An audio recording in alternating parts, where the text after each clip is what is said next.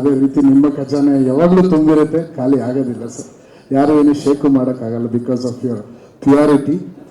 And ಎರಡನೇದು, ಈ cinema ಏನಕ್ಕೆ ಇಷ್ಟು ಟ್ರೈ ಮಾಡ್ತು ಅಂದರೆ, ನಿಜವಲ್ಲೂ ಮನಸಾರಿ ಹೇಳ್ತೀನಿ, Dhruva sir, this is one of your finest performance ಅಂತ. ನಿಮಗೆ ಆಲ್ರೆಡಿ ನೀವು ಭಾಳ ಸಿನಿಮಾ ಅದ್ಭುತವಾಗಿ ನಟನೆ ಮಾಡಿದ್ದೀರ ಸರ್, ಬಟ್ ಈ ಸಿನಿಮಾ ಜನರ ಮನಸ್ಸಲ್ಲಿ 100ರಷ್ಟು ಜಾಸ್ತಿ ಹೋಗಿ ಕೂತ್ಕೊಂತೀರ ಸರ್ ನೀವು. ಇದು ನನ್ನ ಮಾತಲ್ಲ, ಎಲ್ಲ ಟೆಕ್ನಿಷಿಯನ್ಸ್ ಕೆಲಸ ಮಾಡಿದ್ರು. ನಾನು ಪ್ರೇಮ್ ಸರ್ ನಾವಿಬ್ಬರು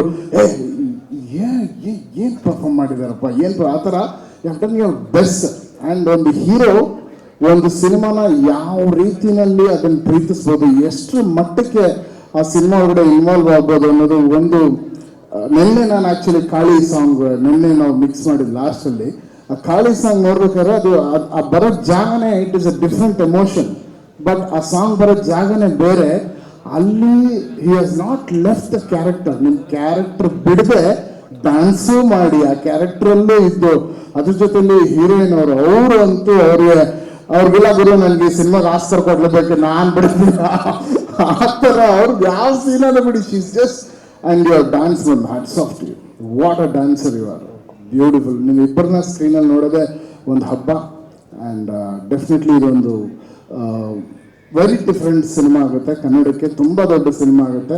ಆ್ಯಂಡ್ ಪ್ರೇಮ್ ಸರಿನ ಶ್ರದ್ಧೆ, ಅವರ ಡೆಡಿಕೇಶನ್ ಪ್ರತಿಯೊಂದು ಸೀನಲ್ಲಿ, ಪ್ರತಿಯೊಂದು ಮ್ಯೂಸಿಕಲ್ಲಿ, ಪ್ರತಿಯೊಂದು ಬ್ಯಾಕ್ಗ್ರೌಂಡ್ ಸ್ಕೋರಲ್ಲಿ ನನ್ನ ಮ್ಯೂಸಿಕ್ ಇಲ್ಲ, ಪ್ರೇಮ್ ಸರಿನ ಉಸಿರಿದೆ ಅಂತ ಹೇಳಕ್ಕೆ ಇಷ್ಟಪಡ್ತೀನಿ. ಅಲ್ಲಿ ಹೀಗೆ ಪ್ರತಿಯೊಂದು ನನಗೀಗ ಫೋನ್ ಮಾಡಿ ಅವರ ಮಗನೇ ಇದಂದ್ರೆ ಸರ್ ನಾನು ಬರ್ತೀನಿ ಸರ್, ನಾನೀಗ ಸರಿಗಮಪ್ಪ ಶೂಟಿಂಗಲ್ಲಿದ್ದೆ.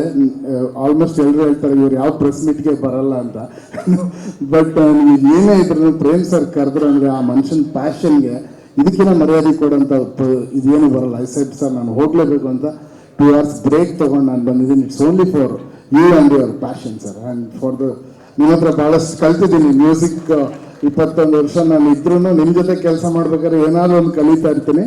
ಬಟ್ ಈ ಸಿನಿಮಾನ ಬ್ಯಾಕ್ಗ್ರೌಂಡ್ ಸ್ಕೋರ್ ಫುಲ್ ಒಂದು ರೆಟ್ರೋ ಪ್ಯಾಟರ್ನ್, ಒಂದು ರೆಟ್ರೋ ವರ್ಲ್ಡ್ಗೆ ತೊಗೊಂಡು ಹೋಗಿದ್ದೀವಿ ಸ್ಕೋರಲ್ಲಿ.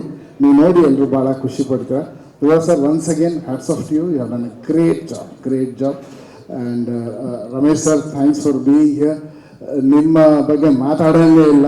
ಎಲ್ಲರೂ ಅಂದರೆ ಆ ಕ್ಯಾರೆಕ್ಟರ್ಸ್ ವೆರಿ ತುಂಬ ಡೆಲಿಕೇಟ್ ಆಗಿದೆ ಕ್ಯಾರೆಕ್ಟರ್ಸ್. ಒಬ್ಬರು ಹಂಗೆ ಹೋದ್ರೆ ನಾನು ರಿಪೀಟ್ ಮಾಡಿ ಯೋಚನೆ ಮಾಡ್ತಾನೆ ಇದ್ದೀನಿ, ಯಾಕೆ ಈ ಟೈಮಲ್ಲಿ ಸ್ವಲ್ಪ ಜಾಸ್ತಿ ಮಾತಾಡಿರ್ತಾರೆ, ಯಾಕೆ ಈ ಥರ ಇರ್ತಾರೆ ಅಂದರೆ ಅದು ಎಲ್ಲದಕ್ಕೂ ಕ್ಲೈಮ್ಯಾಕ್ಸ್ ಉತ್ತರ ಕೊಟ್ಕೊಂಡು ಹೋಗುತ್ತೆ.